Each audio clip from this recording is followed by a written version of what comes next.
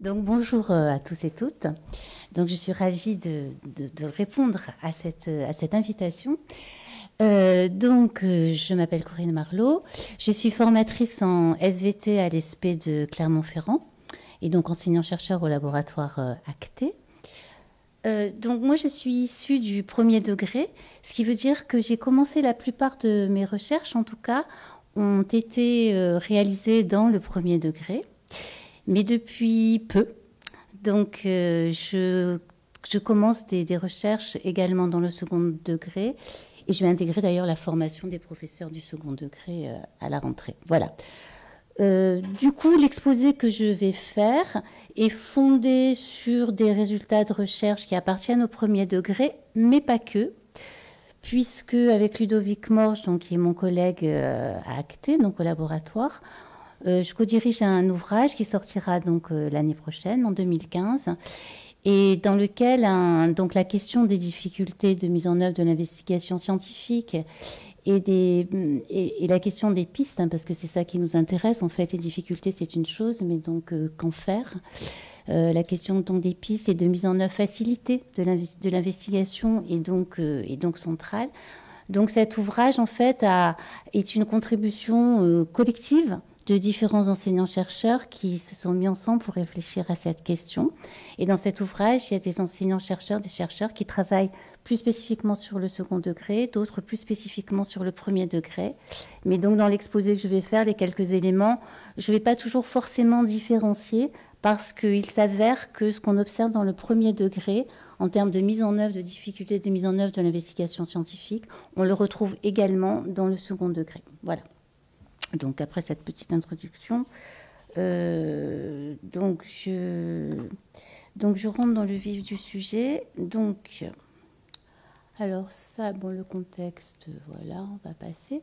Donc le but de la présentation, donc l'objet de cette présentation pour moi, donc ça a été d'essayer d'organiser un ensemble de résultats qui pour partie sont issus de différents rapports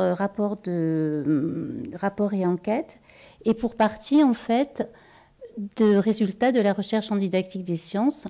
Le but étant d'essayer de problématiser la question de la difficulté de mise en œuvre de l'investigation scientifique. Voilà. Le plan, donc mon exposé va suivre grosso modo celle qui est la structuration de l'ouvrage dont je viens de vous parler.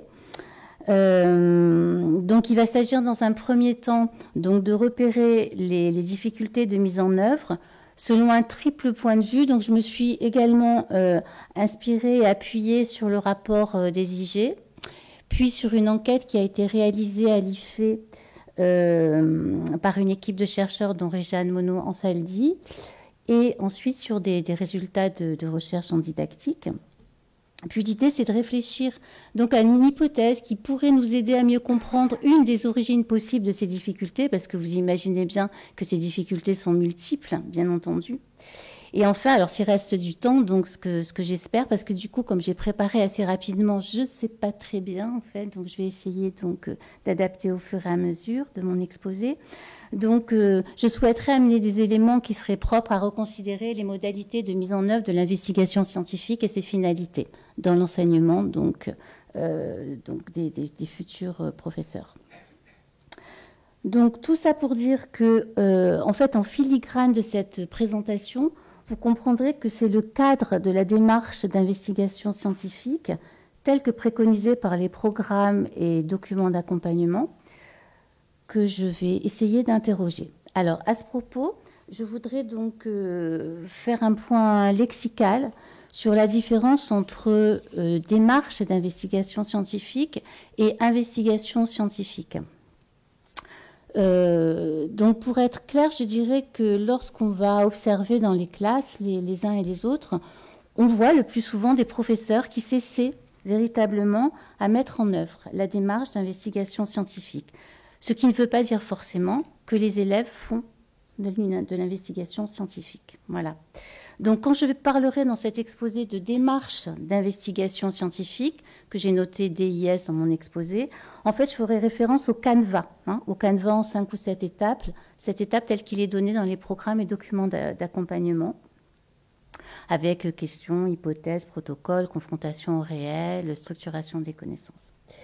Donc ce canevas, on voit bien, il peut être didactiquement et épistémologiquement investi.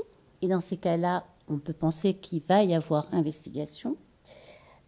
Investigation au sens de la mise en œuvre d'un style de pensée. Hein. On dira, moi je préfère parler d'un style de pensée qui va produire des connaissances scientifiques. Mais ce canevas peut aussi fonctionner comme une coquille vide. Hein, voilà. Alors, donc 3 points de vue pour commencer. Donc, tout à l'heure, Patricia donc, a fait référence à ce rapport qui date d'une année maintenant déjà. Donc, j'en ai extrait quelques éléments, moi aussi, mais vraiment les éléments qui sont relatifs à la mise en œuvre de la démarche de l'investigation scientifique et non pas, par exemple, le rapport des professeurs au programme. Donc, pour ce qui concerne la démarche d'investigation, donc effectivement, je reprends, j'ai été sensible au même item, c'est-à-dire que la problématique de la séance ou de la séquence est rarement présentée.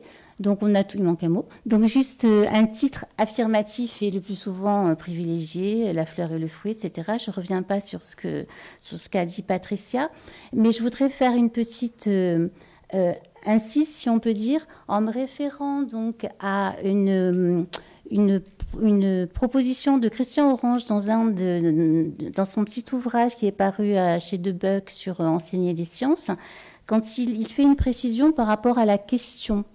Et donc on voit que et il dit donc que les questions peuvent être de nature différente. Il existe différents types de questions d'entrée. On a des questions purement anatomiques, hein, du style, si on prend l'exemple de la digestion, c'est l'exemple qu'il prend dans son ouvrage, comment est constitué le tube digestif dans ton corps.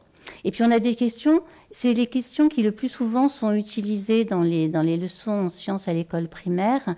Donc des questions qui racontent un trajet, qui racontent une histoire, que deviennent les aliments que nous mangeons, que devient l'air que nous respirons, des questions comme ça. Et il y a des questions qui sont plus directement productrices, on va dire, d'idées explicatives et de travail donc sur la construction des problèmes, qui sont des questions du style comment ce que j'ai mangé me donne des forces. Hein, voilà. Donc ça serait, je veux dire, il faudrait une conférence entière pour investir cette question donc de la question en sciences, des questions d'entrée et de la construction du problème. Donc là, comme je fais vraiment un survol assez général de tout ce qui fait difficulté, je m'arrêterai là. Mais bon, voilà.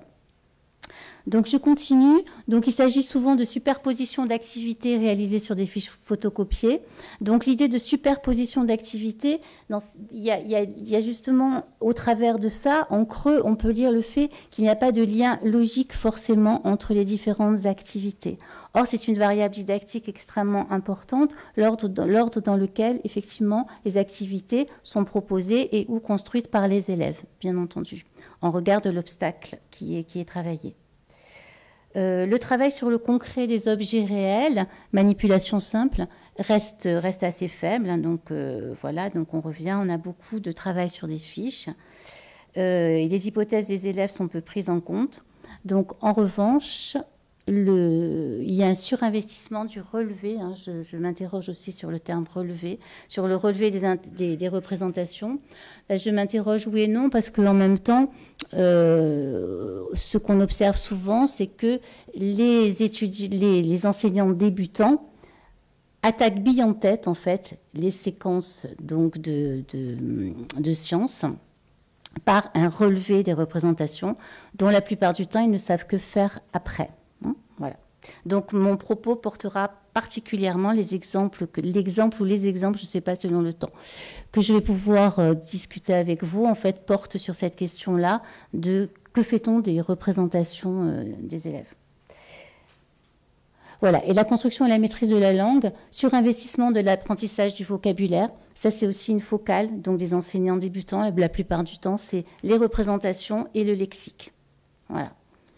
Ce qui explique qu'on a souvent donc un travail essentiellement, oui, de lexique, de vocabulaire, avec au final, il faut remplir des textes à trous, des choses comme ça, sans que ces concepts, parce que donc ces mots correspondent à des concepts, soient construits dans l'usage, hein, dans l'usage d'une véritable, justement, investigation scientifique.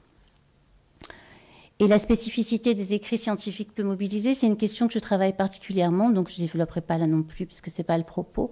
Mais effectivement, on voit qu'il n'y a pas de travail véritablement sur la construction d'écrits scientifiques dans l'usage, encore une fois. Hein. Le rapport dit bien que le cahier d'expérience est très peu utilisé, et quand il est, c'est à titre souvent anecdotique. Donc voilà, donc ce que je pourrais dire, moi, de tout ça, de ce rapide survol, c'est qu'il y a véritablement une difficulté à culturer les élèves, excusez-moi pour les élèves, aux manières de penser, de parler et d'agir des sciences. Voilà, moi je considère que chaque discipline, c'est un langage nouveau, c'est comme une langue en fait, à acquérir, que les élèves doivent acquérir. Et pour chacune des langues, il y a une culture, et cette culture est liée à des manières de penser, de parler et d'agir. Voilà. Ensuite, le rapport d'enquête de l'IFE. Donc là, on se tourne vers les professeurs du second degré. Donc ce rapport, je vous disais, a été réalisé en 2011. Réjeanne Monod-Ansaldi, Michel Prieur. Donc on est sur les représentations. Donc là, on est sur du déclaratif. Hein. Donc les enseignants invoquent surtout des causes externes à la pratique. Donc ces causes, les causes des difficultés. Hein. Donc ces causes, en fait, les auteurs les ont regroupées en 3 catégories, distinguées plutôt en 3 catégories, des difficultés liées au registre psychologique, pédagogique, épistémologique. Alors qu'est-ce qu'il y a là-dessous ? Donc le registre psychologique, en fait, il y a une responsabilité qui est imputée directement aux élèves. C'est-à-dire les élèves en termes de manque, en termes de creux. Les élèves manquent d'autonomie, ils manquent de savoir-faire. Ils nous arrivent avec un manque de connaissances flagrant. Hein. C'est quelque chose qui revient assez souvent.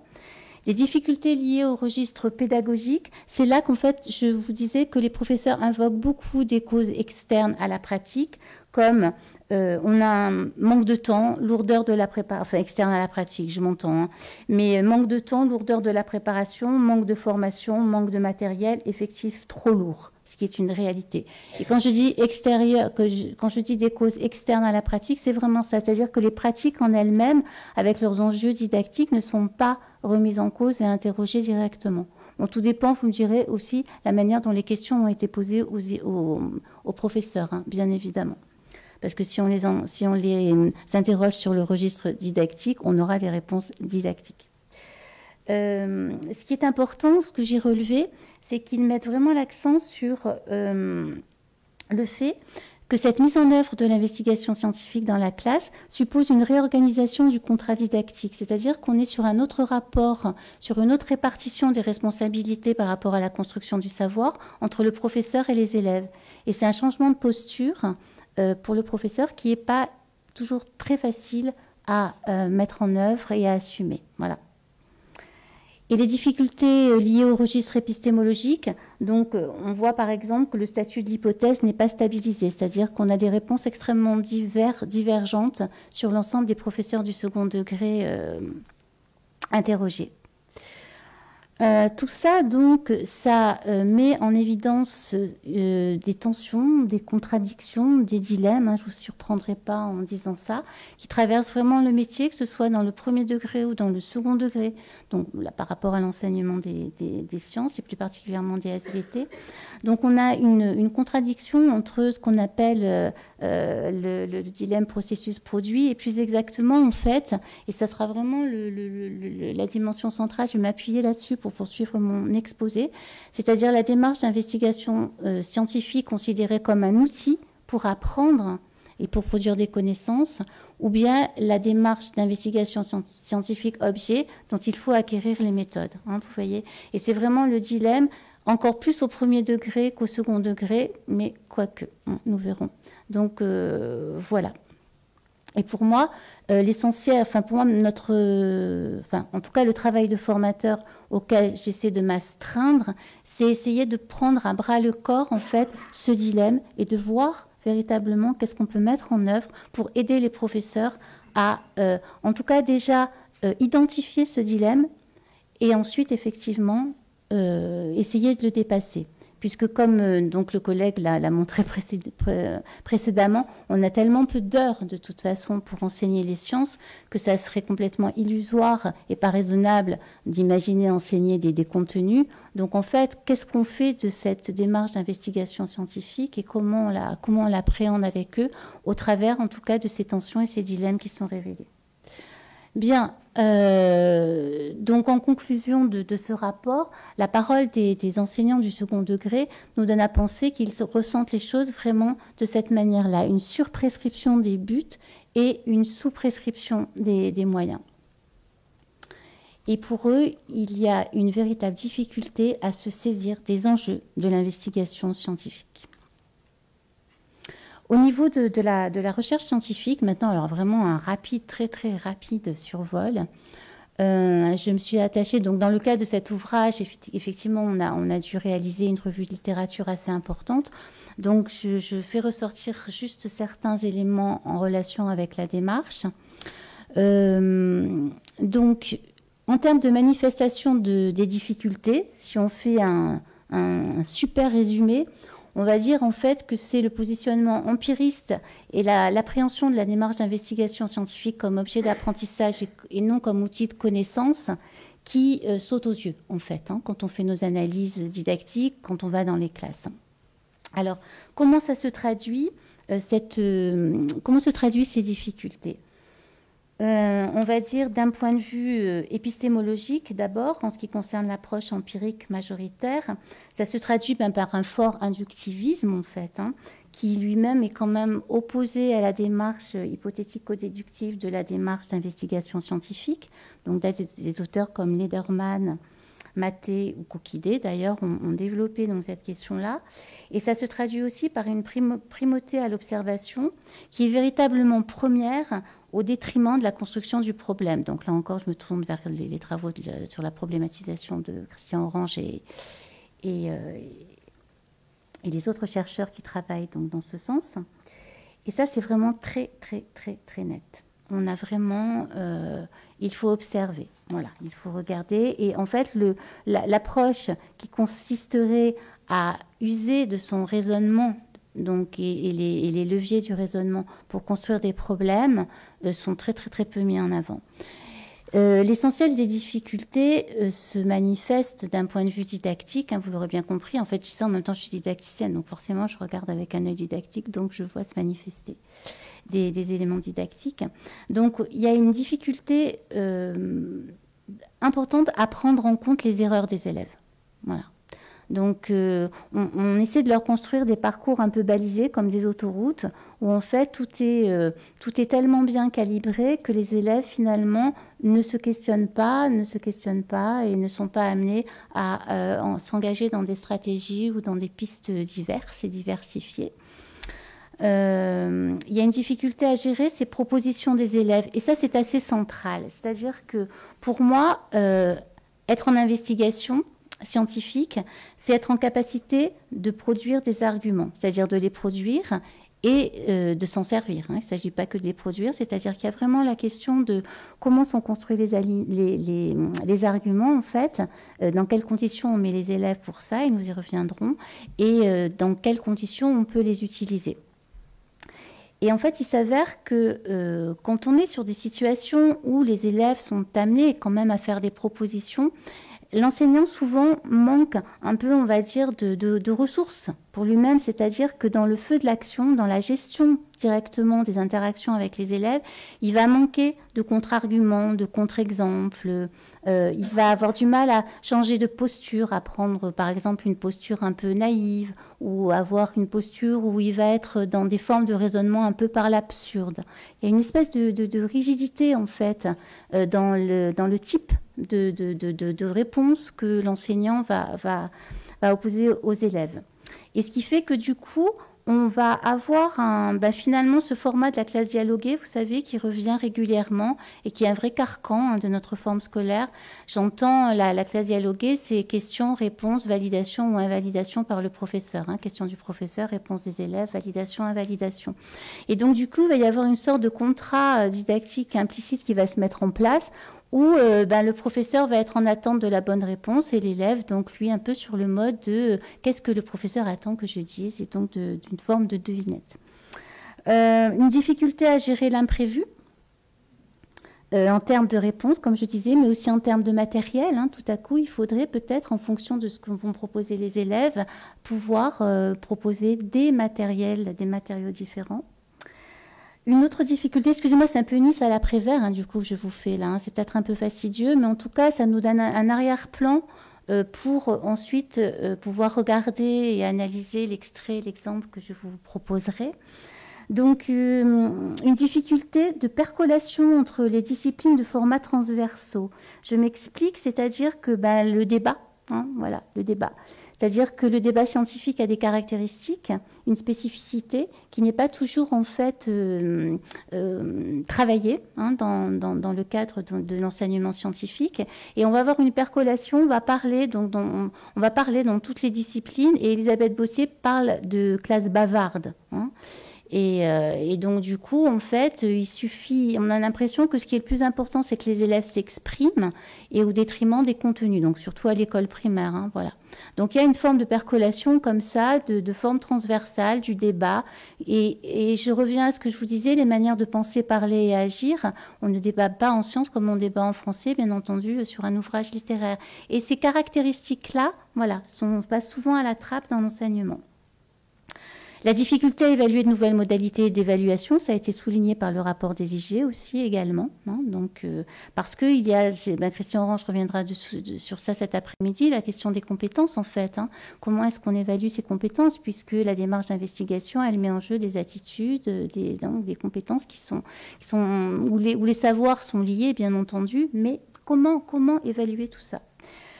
Difficulté à gérer les nouvelles formes de contrats didactiques, je vous l'ai dit, j'y reviens pas.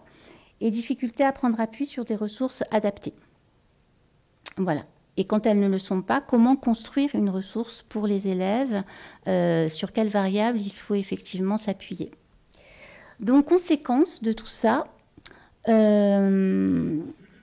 que les professeurs vont fermer la méthode d'investigation. Donc, fermer, donc on y reviendra dans l'exemple que je vais vous présenter, ça veut dire qu'en fait, on sort véritablement de l'investigation scientifique. Il y a un surguidage de la part du professeur qui va se mettre en place pour finir sur quelque chose d'extrêmement transmissif où les élèves ne vont plus avoir leur part d'autonomie. Parce qu'il faut avancer, parce qu'il faut qu'on finisse la leçon, parce qu'il faut aller au bout de toute manière à un moment donné. Donc on va commencer par une ouverture extrême où on va accepter toutes les propositions des élèves, et la distance en fait avec le texte du savoir, c'est-à-dire ultimement ce qui est à enseigner sera tellement grande qu'on va rentrer dans des choses très chronophages et au bout d'un moment, il va bien falloir conclure et petit à petit, on va avoir une fermeture comme ça qui va se mettre en place. C'est un scénario un peu catastrophe que je vous fais là et c'est un peu une caricature. En même temps, vous comprendrez bien. On n'est quand même pas toujours dans ce cas de figure-là, bien évidemment. Mais comme on parle des difficultés, donc on parle, c'est de ça dont on parle. Donc, par quoi ça se traduit, cette fermeture donc, de la méthode d'investigation? Par un mode de guidage faussement non directif, c'est ce que je vous disais là tout de suite, où l'enseignant va être amené à passer en force à certains moments. Une priorité à la construction du lexique et à l'émergence des représentations au détriment du temps consacré à l'argumentation, j'y reviens. Du coup, une implication limitée des élèves. Ils vont être peu associés à l'élaboration du problème et ils vont souvent être cantonnés au rôle d'exécutants de protocole. Donc, tous ces éléments que je vous donne là, c'est des éléments en fait qui sont issus des recherches qui sont présentes toujours dans cet ouvrage. Donc, je me suis beaucoup inspirée sur le travail des collègues pour vous donner à entendre cet ensemble de résultats. Ce n'est pas simplement issu de mes propres recherches, bien évidemment. Et une faible implication compensée par une inflation des activités langagières, où on va avoir, je vous disais, une valorisation de la communication en tant que telle entre élèves, ces formes de communication horizontale entre élèves, au détriment d'activités d'argumentation à proprement parler.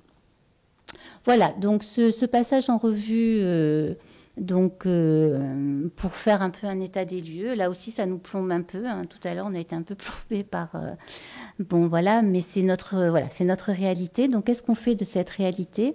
Donc, j'avais l'intention de vous présenter deux études de cas. Du coup, je ne sais pas trop si j'aurai le temps. Quoi? C'est horrible. C'est horrible. Oh, c'est terrible. Bon. Alors, donc ça, c'est une étude de cas, donc une étude en cours sur les conditions de l'argumentation. Bon, voilà, vous lisez, hein, dans le cadre de la recherche documentaire. Donc, je fais un focus sur la place des représentations initiales des élèves. Donc, le contexte avec 2 maîtres formateurs en CE2, donc travail sur les conditions de l'argumentation. On a fait une première séance, c'est-à-dire que les 2 PEMF en fait ont complètement construit la séquence sans l'intervention des chercheurs. Puis en fait, on a eu un temps d'analyse, aussi bien des films que des entretiens. Suite à ça, on a produit ensemble des pistes de reconfiguration.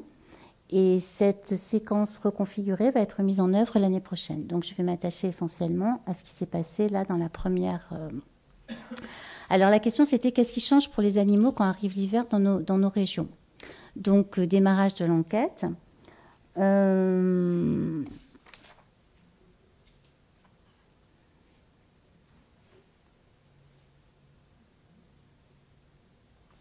Ok. Donc, en fait, vous voyez que on commence par parler, donc, qu'est-ce qui est difficile pour les animaux en hiver? Et la question, comment se débrouillent les animaux pour passer l'hiver? Voilà, démarrage. Donc, l'enseignante présente un ensemble de photos d'animaux, donc 27, vous voyez, un nombre assez important, avec la consigne suivante.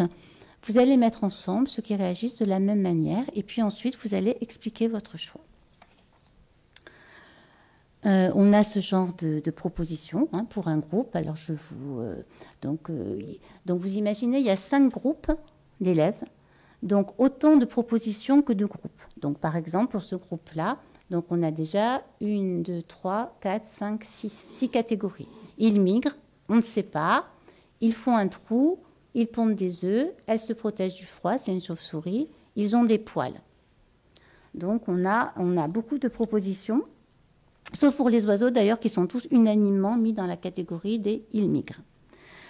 Donc, ce qui se passe, c'est que on a une discussion très, très chronophage qui se suit, puisque le but est d'arriver à produire, à partir de tout ça, un ensemble de catégories. Donc, le professeur, qui est un professeur expert, a effectivement le souci de prendre en compte toutes les propositions des élèves qui sont extrêmement foisonnantes. Et son objectif, c'est de parvenir à construire collectivement des catégories et qui correspondent aux modalités d'adaptation, mais en termes de comportement des animaux. Or, les élèves, il s'avère qu'ils n'ont pas les moyens de produire des propositions raisonnées parce qu'en fait, les contraintes qui sont liées à la question de l'adaptation des animaux à l'hiver n'ont ni été enseignées, ni été remobilisées, en tout cas parce qu'on est en CE2, donc les élèves savent quand même un certain nombre de choses. Pourtant, donc ça n'a pas été enseigné donc, avant d'engager le débat. Donc en fait, ce qui va se passer, c'est qu'on arrive à ces 6 catégories-là. Les élèves alors les animaux ont un terrier, ils sortent pour manger, ou bien ils meurent, ils migrent, ils dorment, ils hibernent, ils se cachent et sortent manger, et ils vivent normalement. Donc, on est même allé, donc vous voyez, jusqu'à, si l'incertitude était trop grande, parce qu'il fallait bien se décider à un moment donné, donc il y avait la possibilité de voter également.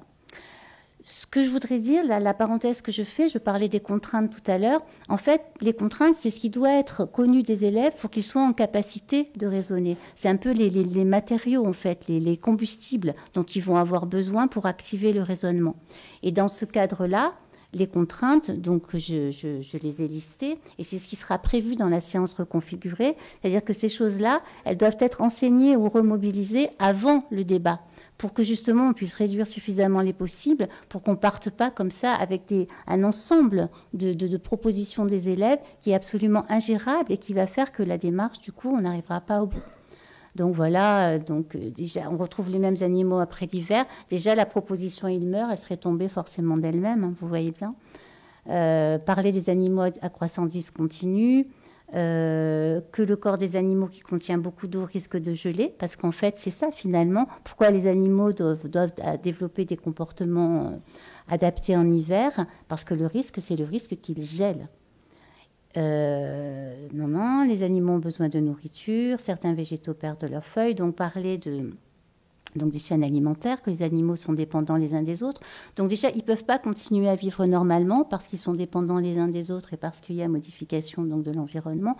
Donc vous voyez, du coup, forcément, on a des propositions des élèves qui n'auraient pas pu advenir. Voilà. Donc, que dire ensuite, donc, du coup, qu'est-ce qui se passe? Que face aux défauts d'arguments et de propositions raisonnées de la part des élèves, la recherche documentaire apparaît comme une nécessité, je dirais même, voire un soulagement. Et à ce moment-là, qu'est-ce qui se passe? Donc, l'enseignante a procédé de cette manière, c'est-à-dire que les élèves étaient par binôme. Ils avaient donc des fiches documentaires qui avaient été polycopiées sur les différents animaux. Donc, il y en avait 27. Donc, la classe se répartissait autour de ces 27. Et ils répondaient de cette manière-là. Comment l'animal donc réagit au froid? Comment il réagit au manque de nourriture? Notre hypothèse au début du travail, donc il fallait qu'ils disent dans quelle catégorie ces animaux étaient placés. Pensez-vous que notre hypothèse soit juste? Et quelle est la réponse que vous avez trouvée dans le documentaire? Donc, si on s'arrête juste une seconde sur donc la manière dont on demande aux élèves de travailler, on voit que cette question, pensez-vous que notre hypothèse soit juste? Elle nous indique quand même que ce professeur va se situer, lui, plutôt dans une épistémologie du vrai et du faux, qui traduit une conception assez positiviste de la science et une représentation de l'enseignement scientifique plutôt comme un apprentissage des résultats de la science. Et on est vraiment et c'est confirmé en fait ensuite dans la présentation des recherches, quand les élèves donc vont dire ce qu'ils ont trouvé, le professeur va insister à plusieurs reprises, il va dire alors qu'est-ce que les scientifiques nous ont appris? Et on voit qu'on est vraiment plus on apprend les résultats de la science plutôt qu'on fait faire des sciences aux élèves. Donc l'enseignante, donc elle va barrer, puisqu'ils avaient fait leur catégorie, ils avaient mis les 27 animaux, ils les avaient répartis, elle va les barrer au fur et à mesure qu'elle considère, que nous considérons dans la classe que c'est faux. Donc ils arrivent aux 3 catégories, ils en ont enlevé 3, ils migrent, ils hibernent, ils vivent normalement. Donc on voit que le savoir construit est encore éloigné du savoir de référence. Les élèves ont réalisé des apprentissages très parcellaires, voire assez anecdotiques. On s'est beaucoup attardé sur la vie de tel ou tel animal, de telle petite bébête, enfin, etc. Pour autant, ils ont appris des choses, mais ils ne sont pas entrés dans l'investigation scientifique. Donc je vais passer sur, évidemment, ce deuxième exemple en collège. Donc, pareil. Tac. Donc, dans les deux situations, donc dans celle que je vous ai présentée, on voit qu'on a un affaiblissement, une disparition des enjeux d'apprentissage et qu'on est sur faire apprendre les résultats plutôt que faire des sciences aux élèves. Mais l'idée, c'est que, ce qui est là où on voit que le dilemme ressort, c'est que les enseignants interrogés pensent véritablement qu'ils ont mis en place une investigation scientifique. Donc, je termine. Voilà. Hop. Donc, sur une origine possible des difficultés, c'est le rôle des normes professionnelles. Parce que, en fait, loin de moi l'idée d'incriminer les enseignants en termes de manque de compétences didactiques. Le souci, c'est qu'on a, dans le premier degré, un problème d'ancrage épistémique, bien entendu. Ça, je veux dire, personne ne peut le nier. Mais pour autant, avec mon collègue Ludovic Morge, on a vraiment investigué la piste des normes professionnelles. Parce qu'en fait, il se trouve que les professeurs peuvent tenir des positions sur l'enseignement et l'apprentissage qui sont très socio-constructivistes, et on voit que leurs pratiques sont très souvent traditionnelles. Et donc, ça nous fait dire que ces pratiques effectives sont relativement indépendantes, en fait, des conceptions qu'ils pourraient avoir. Et du coup, nous, on les réfère plutôt, il nous semble qu'elles seraient plutôt liées à des normes professionnelles qui sont enracinées de manière beaucoup plus profonde et beaucoup plus légitime que leur propre conception individuelle. Donc, c'est quoi ces normes professionnelles? En fait, c'est quelque chose qui se construit vraiment au sein du collectif des enseignants à partir de l'appropriation et de l'interprétation de ce qu'on appelle les prescriptions primaires, c'est-à-dire les instructions officielles, les documents d'accompagnement, et les prescriptions secondaires, et c'est là qu'on a une grande responsabilité, c'est-à-dire aussi bien les corps d'inspection que les formateurs dans les SP. Et donc, du coup, ça participe à la définition d'un genre professionnel. Et nous, on formule cette hypothèse selon laquelle certaines des difficultés rencontrées par les enseignants peuvent avoir pour origine la mobilisation de certaines de ces normes professionnelles qui sont légitimées par des principes et qui s'appuient directement sur ces prescriptions. Donc, dans l'idée, pour nous, ce qui est important, c'est que vraiment, on travaille sur ces normes avec les enseignants. Donc là, on voit dans l'idée, par exemple, de la classe de CE2, que la démarche d'investigation en elle-même, elle porte l'idée que les conceptions initiales sont des premières idées explicatives. Jusque-là, tout va bien, oui, bien entendu. Mais la norme professionnelle, en fait, attachée à ce principe, c'est qu'il faut prendre en compte toutes les propositions des élèves afin de travailler ensemble donc, et de produire des hypothèses sur ces conceptions en mettant en avant le conflit socio-cognitif, parce que ce qui est important, c'est que les élèves voient que tout le monde n'est pas d'accord, et donc, du coup, ça risquerait de faire bouger leur conception, ce qui s'est avéré non. C'est pas ça qui va faire bouger les conceptions des élèves. Et du coup, on voit là une absence de construction d'un problème scientifique, une séquence très chronophage, car l'écart entre les premières idées explicatives et le texte du savoir ultime est vraiment extrêmement important. Et là, je termine tout à fait. Voilà. Pour une mise en œuvre, donc le travail auquel donc je m'attelle donc dans le cadre de ma casquette de formatrice à l'ESP, c'est vraiment aider les professeurs à sortir de ce cas stéréotypé de la démarche pour leur montrer que, en fait, donc ça je passe, qu'il y a plusieurs types de démarches d'investigation et que ces démarches, elles peuvent être modulées en plus en fonction du degré d'autonomie qu'on va laisser aux élèves, c'est-à-dire soit ils ne sont pas du tout autonomes, c'est le prof qui configure tout, aussi bien les buts, les tâches, ou alors à l'inverse, c'est l'élève qui va aussi être acteur, mais en fait, il n'y a pas de manière qui soit meilleure que d'autres, bien entendu, mais ce qu'il faut savoir, c'est qu'il faut être en capacité de pouvoir alterner avec les élèves dans le temps de l'année et dans la durée, ces différentes formes d'investigation, ces différentes démarches d'investigation, et voilà. Merci pour votre attention.